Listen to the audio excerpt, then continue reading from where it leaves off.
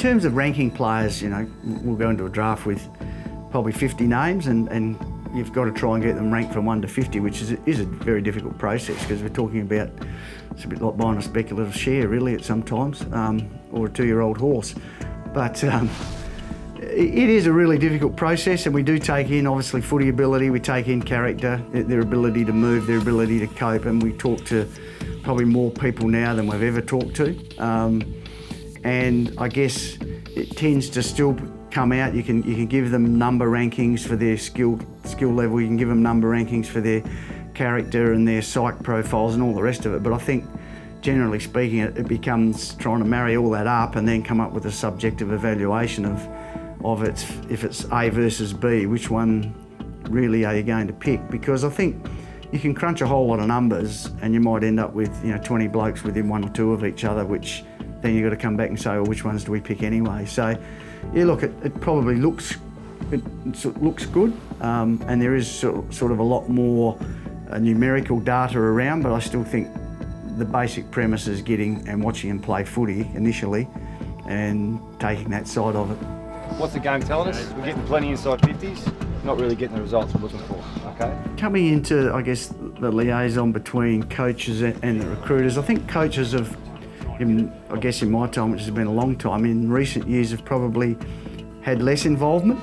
They certainly like to know what you're looking at and who you're looking at, but in terms of saying he's better than him, that really doesn't occur anymore. It's more about, types, needs that they would prefer, but in terms of them having an input towards our actual rankings of players is it might be different in some clubs, but certainly in our club for a long time that hasn't happened. Yeah, no, it definitely wasn't ever a done deal. I think anything can happen on draft day, and that's what I had to prepare myself for. But I'm extremely happy now to be here. I guess state of origin for players is a consideration if you're looking at maybe a group of 3 or 4 that you think are of similar ability.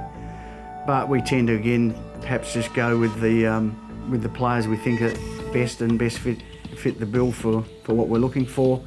The free agency is a long way down the track, so for these young guys, I guess, as we see, I think coaches are probably more impatient nowadays because they're under more pressure than they've ever been. As we saw, 3 of them got moved on and still contracted, so there's always a little bit of angst to get the players up and running. So I don't think there's a massive difference of where they come from. I think the young kids now are probably more adjusted and understanding that they could go anywhere. That doesn't mean it's easier for them.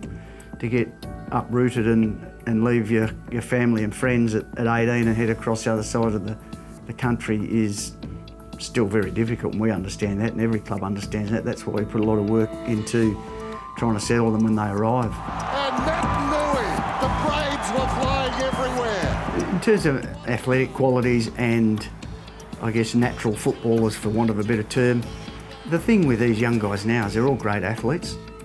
That's the amazing thing. I think with the 18-year-old guys and they take 100 odd guys to the draft camp, and all their athletic profiles are pretty much very, very good. So of course there'll be the odd standout, and there might be 1 or 2 that really struggle, but generally speaking, that correlates with footy ability. There are some kids that don't run quite as well that are more of a natural player.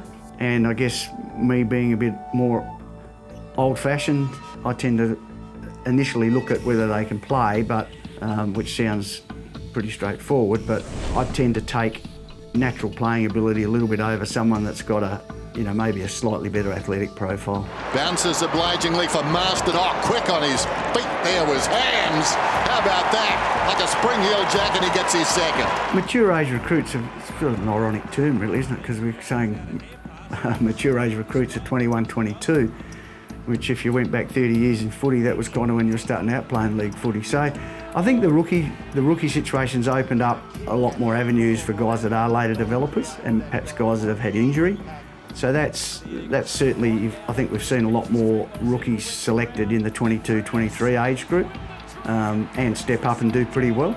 So that's really opened it up quite a bit. There's certainly listed players that get selected at, I guess, above the 18, 19 age group, but I still, particularly at my age, I don't see 21 and 22 being very old, but Yeah, look, it's termed mature age recruit, but I think in some respects we maybe even better picking kids when they're that age.